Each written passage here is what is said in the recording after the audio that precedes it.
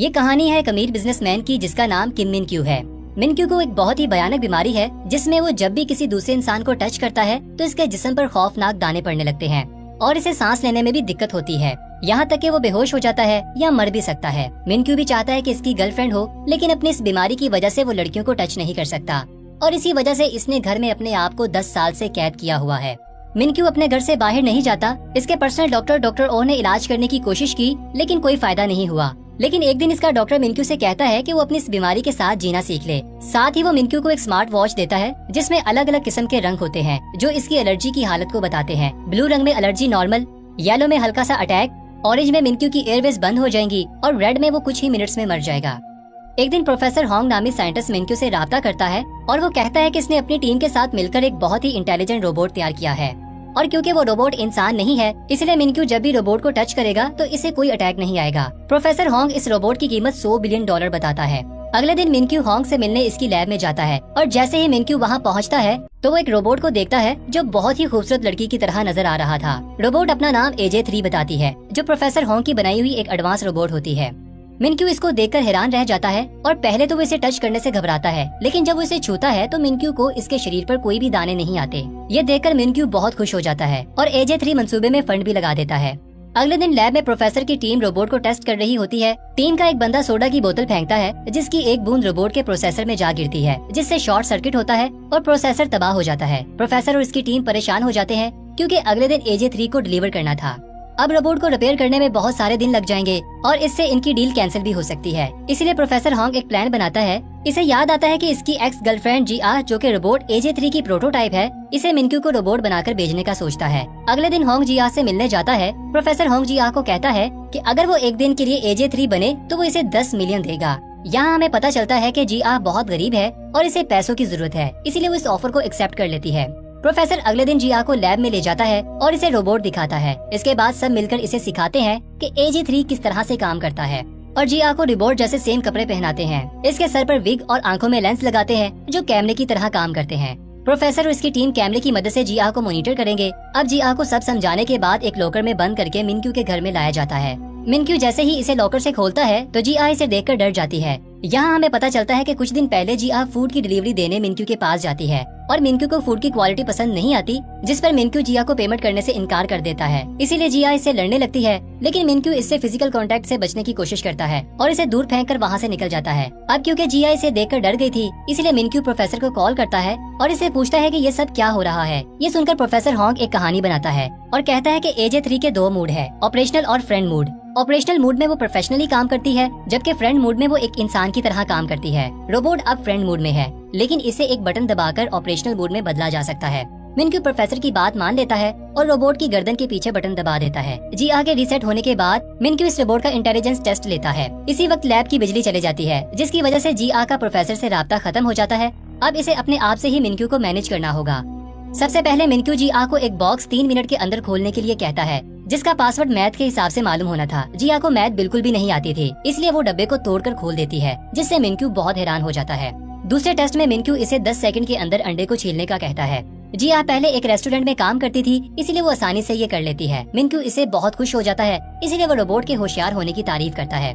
इसी वक्त लैब में बिजली वापस आ जाती है और जब वो GR के लेंस से कनेक्ट होते हैं तो वो ये देखकर हैरान हो जाते हैं कि GR मिन क्यू पर गुस्सा हो रही है, क्योंकि मिन क्यू ने बैटरी चेक करने के लिए अपना हाथ आगे बढ़ाया था। ये देखकर प्रोफेसर घुटनों के बल बैठ जाता है। इसी वक्त प्रोफेसर को मिन क्यू का फोन आता है और मिन क्यू कहता है कि तुम मुझे धोखा देने की कोशिश कर रहे हो क्योंकि इसमें इस्तेमाल होने वाली बैटरी खराब है, जिसकी वजह से AJ3 का सीना फूल गया है। ये सुनकर प्रोफेसर एक और झूठ बोल देता है कि इसने AJ3 की बैटरी को अपग्रेड किया है और साथ में मिन क्यू को खबरदार करता है कि वो इसके सीने को ना छुए, क्योंकि ऐसा करने से शॉर्ट सर्किट हो सकता है। इसके बाद मिन क्यू मेडिसिन लेने के लिए जाता है, लेकिन अचानक इसका दम घुटने लगता है और वो फर्श पर गिर जाता है। इसे सांस लेने में मुश्किल होती है। इसी वक्त GR भागकर आती है और इसकी पीठ थपथपाकर इसकी मदद करती है। मिन क्यू जैसे ही होश में आता है तो वो हैरानगी से पूछता है कि बगैर मेरे ऑर्डर के इसने मेरी मदद कैसे की, जिस पर GR कहती है कि वो बहुत सी ऐसी चीजें बगैर ऑर्डर के कर सकती है। इसके बाद मिन क्यू पहली मर्तबा फिजिकल कांटेक्ट करता है, लेकिन हैरत की बात यह है कि मिन क्यू को किसी किस्म की एलर्जी नहीं होती। रात होती है और GR को लैब में लाया जाता है। प्रोफेसर होंग इसे डांटता है क्योंकि वो एक्सपोज हो चुकी थी। ये सुनकर GR मायूस हो जाती है क्योंकि इसे लगता है कि इसने अच्छा काम नहीं किया और वो नाराज होकर बाहर चले जाती है। उसी वक्त प्रोफेसर को एक बुरी खबर मिलती है कि AJ3 को रिपेयरिंग के लिए अफ्रीका भेज दिया है और इसे वापस आने में कम से कम 2 हफ्ते लगेंगे। इसी वक्त मिनक्यू की कॉल आ जाती है और वो प्रोफेसर से कहता है कि इसे 1 महीने के लिए AJ3 चाहिए। वो रोबोट को मजीद डीपली समझना चाहता है। अब प्रोफेसर के पास जिया को वापस लाने के अलावा और कोई रास्ता नहीं बचा था, इसलिए वो जिया के पास जाता है और इसे कुछ हफ्तों के लिए रोबोट बनने का कहता है। इस बार वो इसे ज्यादा पैसे देने की पेशकश करता है, इसीलिए जिया राजी हो जाती है। प्रोफेसर कहता है कि जब तक असली AJ3 नहीं आ जाता तब तक तुम्हें काम करना पड़ेगा और हम तुम्हें हर रात रिचार्ज करने के बहाने लैब में वापस ले आएंगे। अगले दिन बदकिस्मती से जिया को डायरिया हो जाता है और वो मैनेज करने की बहुत कोशिश करती है, लेकिन गलती से वो फार्ट कर देती है। मिनक्यू हैरानगी से पूछता है कि ये क्या आवाज है, जिस पर रोबोट जवाब देता है कि ये आपने किया है मेरे मालिक। जल्द ही गंध चारों तरफ फैल जाता है, इसीलिए जिया इसे कपड़े बदलने का कहती है। भोला बाला मिनक्यू इस पर यकीन कर लेता है क्योंकि इसके अलावा यहाँ और कोई इंसान नहीं है और वो कपड़े बदलने चला जाता है। इसका फायदा उठाकर वो भागकर वॉशरूम की तरफ निकल जाती है। मिनक्यू जल्दी से वापस आ जाता है और वो देखता है कि रोबोट गायब है। वो इसे घर में ढूंढने लगता है और आखिरकार वो देखता है कि जिया इसके महंगे परफ्यूम से टॉयलेट को साफ कर रही है। मिनक्यू ये देखकर हैरान हो जाता है और कहता है कि रोबोट तो पानी को हाथ नहीं लगाते, तो तुम ये सब कैसे कर रही हो। इस वक्त जिया झूठ बोल देती है कि वो एक एडवांस रोबोट है जो इन सभी कामों में माहिर है। जब मिनक्यू जाने वाला होता है तो वो नोटिस करता है कि जिया के चेहरे पर पसीना आ रहा है। वो इसके करीब जाने की कोशिश करता है, लेकिन इसका पैर साबुन पर आने की वजह से वो गिर जाता है। जिया इसकी तरफ भागती है, लेकिन मिनक्यू को बचाने की बजाय वो परफ्यूम पकड़ती है और इसके ऊपर गिरा देती है। लोहे की प्लेट की वजह से इसकी पसलियों पर चोट लग जाती है।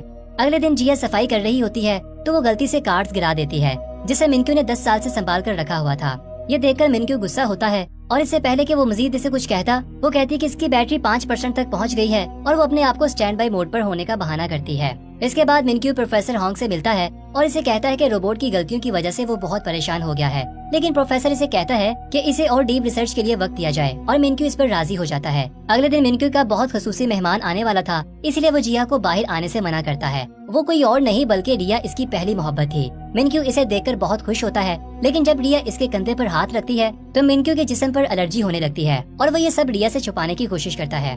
इसके बाद वो एक इम्पोर्टेंट मीटिंग का बहाना बनाकर घर की तरफ भागता है ताकि वो किसी तरह इस कमरे में पहुंच जाए जहां इंजेक्शन रखा हुआ था। मिनक्यू बहुत कमजोर हो चुका था और वो सिरिंज पकड़ने में नाकाम रहता है। तभी जिया देखती है कि मिनक्यू जमीन पर लेटा हुआ है और इसे सांस लेने में मुश्किल हो रही है। इसी वक्त सीन शिफ्ट होता है और हमें वो वक्त दिखाया जाता है जब मिनक्यू को एलर्जी नहीं थी और मिनक्यू के लिए सब कुछ नॉर्मल था।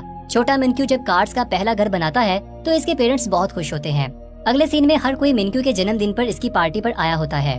पार्टी के बाद सब कार में वापस जा रहे होते हैं, तभी एक बलून इसके बाप के सामने आ जाता है, जिसकी वजह से सामने आने वाला ट्रक इन्हें टक्कर मार देता है। अगले सीन में मिनक्यू हॉस्पिटल में उठता है। छोटा मिनक्यू अपने पेरेंट्स के लिए रो रहा होता है जो दोनों हादसे में मर गए थे। दिन के वक्त बहुत सारे रिश्तेदार इससे मिलने आते हैं और इसका बड़ा बनने की कोशिश करते हैं, लेकिन असल में वो इसके बाप के पैसे का वारिस बनना चाहते थे। लेकिन जब मिनक्यू बाथरूम में जाता है तो इसे जेब से एक नोट मिलता है जिसमें लिखा होता है कि किसी भी पेपर पर सिग्नेचर नहीं करना।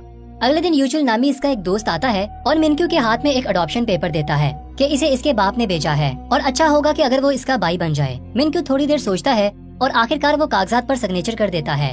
यूचुल अपने दोस्त का हाथ पकड़ता है, लेकिन जब मिनक्यू नीचे देखता है तो यूचुल का हाथ शैतानी पंजे में बदल रहा था। मिनक्यू डरकर वहाँ से भाग जाता है और देखता है कि यूचुल ने जहाँ से इसे पकड़ा था वहाँ अजीब से छाले पड़ने लगे हैं। थोड़ी देर बाद यूचुल अपने बाप के पास वापस जाता है और इसे कागजात देते हुए कहता है कि काम हो गया है। लेकिन जब इसका बाप आखिरी सफा देखता है तो इसे पता चलता है कि मिनक्यू ने सिग्नेचर की जगह कुछ और लिख दिया है। इसके बाद छोटा मिनक्यू एक खाली हवेली में जाता है और इस दिन के बाद वो दूसरे इंसानों से दूर रहता है क्योंकि हर कोई इसकी प्रॉपर्टी हड़प करना चाहता था और वो दूसरे इंसानों को नाले का कीड़ा समझने लगा था, जिसकी वजह से इसे एलर्जी होने लगी थी। इसके पर्सनल डॉक्टर के अलावा एलर्जी के बारे में कोई नहीं जानता था। सीन दोबारा प्रेजेंट में आता है। मिनक्यू जागता है और अपने साथ जिया को पाता है। मिनक्यू इसे बताता है कि इसने ख्वाब देखा है जिसमें लोग इसके पीठ पीछे छुरा घोंप रहे हैं। इसके बाद वो जानकर हैरान हो जाता है कि वो बिल्कुल नॉर्मल हालत में है, इसलिए वो जिया का शुक्रिया अदा करता है क्योंकि इसने इसे इंजेक्शन दिया था। जिया और मिनक्यू एक दूसरे के साथ ज्यादा वक्त गुजारने लगे थे और इनका रिश्ता मजीद गहरा होता जाता है और वो एक दूसरे के करीब होते जाते हैं। एक दिन मिनक्यू इसे कहता है कि वो इसके साथ रिया की डेट पर जाए। वो दोनों एक दूसरे के साथ बहुत देर तक बैठते हैं। जैसे ही रिया वहाँ से जाने लगती है तो वो मिनक्यू को हाथ मिलाने का कहती है और फिर मिनक्यू डरते हुए इसका हाथ पकड़ लेता है, जिसकी वजह से इसे एलर्जी शुरू हो जाती है और सांस लेने में तकलीफ होने लगती है। और जब वो अपना इंजेक्शन पकड़ता है तो वो इस सोच में पड़ जाता है कि इसे ये सिरिंज लगाना चाहिए या नहीं, क्योंकि वो इस बेकार जिंदगी से थक चुका था। इसकी स्मार्ट वॉच तेजी से बीप करने लगती है। जिया इसके पास आती है और वो होश में आ जाता है। जब जिया मिनक्यू को देखती है तो मॉनिटर नॉर्मल हो जाता है। मिनक्यू इंजेक्शन के बगैर ठीक हो जाता है। थोड़ी देर बाद वो दूसरे अपार्टमेंट में वापस जाने का फैसला करते हैं, लेकिन जब वो जा रहे होते हैं तो एक बंदा गलती से मिनक्यू से टकरा जाता है। और वो चेक करने के लिए कि मिनक्यू ठीक है इसे पकड़ लेता है। लेकिन हैरानगी की बात ये है कि इसे एलर्जी नहीं होती। ये देखकर मिनक्यू ज्यादा हजूम में जाने का फैसला करता है ताकि वो खुद को चेक कर सके, क्योंकि ऐसा इसने 10 सालों में नहीं किया था। जैसे ही वो बाहर निकलते हैं, एक बच्चा मिनक्यू के हाथ से टकराता है, लेकिन दोबारा कुछ नहीं होता। फिर दोनों एक बहुत बड़े हजूम में जाते हैं, जहाँ मिनक्यू के साथ वाला शख्स इसका हाथ पकड़ता है और मिनक्यू मॉनिटर पर देखता है कि सब ठीक है। ये देखकर मिनक्यू की आंखों में पानी आ जाता है। इसके बाद वो डॉक्टर ओ को फोन करता है और रोते हुए कहता है कि इसकी एलर्जी खत्म हो गई है। तभी एक शख्स इससे टकरा जाता है, जिसकी वजह से मॉनिटर बीप करने लगता है।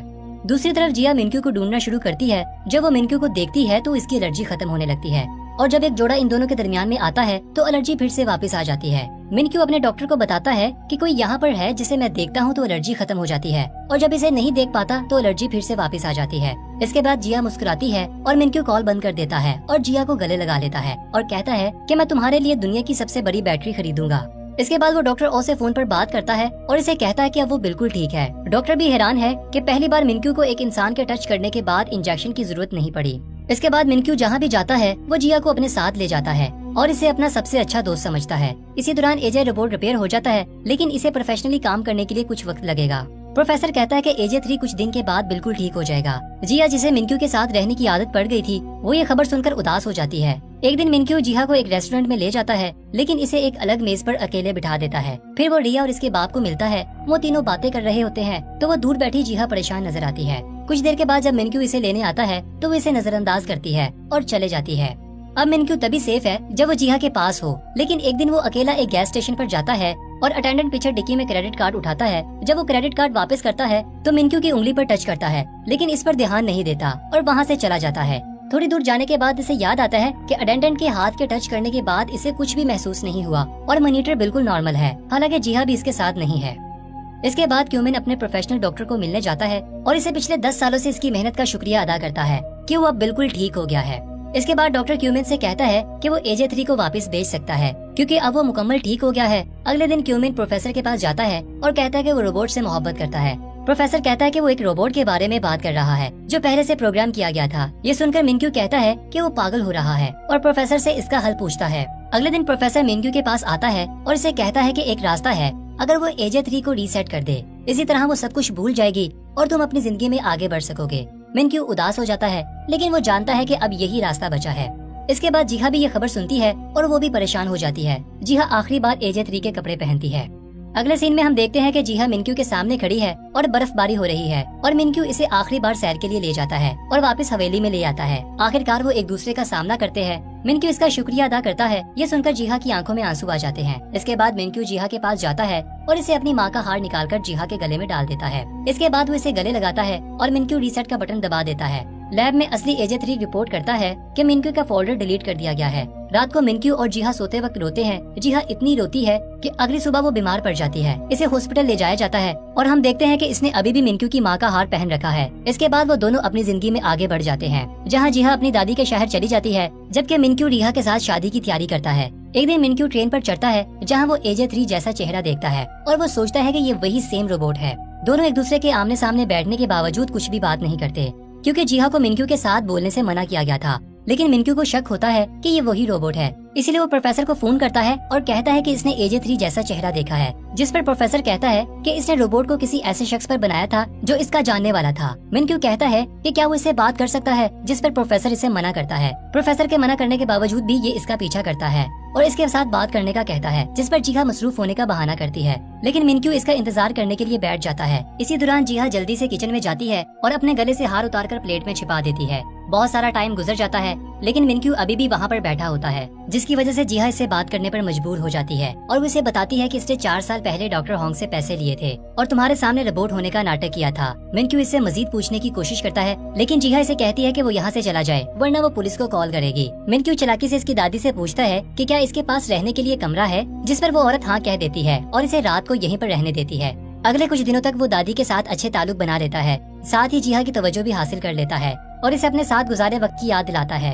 एक दिन मिनक्यू रेस्टोरेंट पर जाता है और इसे पता चलता है कि जिहा यहाँ से जा चुकी है, इसीलिए वो यहाँ इसे हर जगह ढूंढने लगता है। आखिरकार वो इसे ढूंढ लेता है और इसे देखकर जिहा जल्दी से नेकलेस को छुपा लेती है, लेकिन वो नेकलेस देख लेता है। ये जानकर के इसके साथ धोखा हुआ है, इसे बहुत बुरा फील होता है, लेकिन इससे पहले कि वो इसे कुछ कहता, इसकी एलर्जी दोबारा से जाहिर होने लग जाती है और मॉनिटर डेड पर पहुंच जाता है, जो पहले कभी ऐसा नहीं हुआ था। आखिरी सीन में वो जमीन पर गिर जाता है और इसके बचने के इम्कान बहुत कम होते हैं। यहाँ पर यह दिलचस्प मूवी खत्म हो जाती है। अगर आप इसका दूसरा पार्ट देखना चाहते हैं तो कमेंट में हमें जरूर बताइएगा और चैनल को सब्सक्राइब कर दीजिए। तब तक के लिए अलविदा।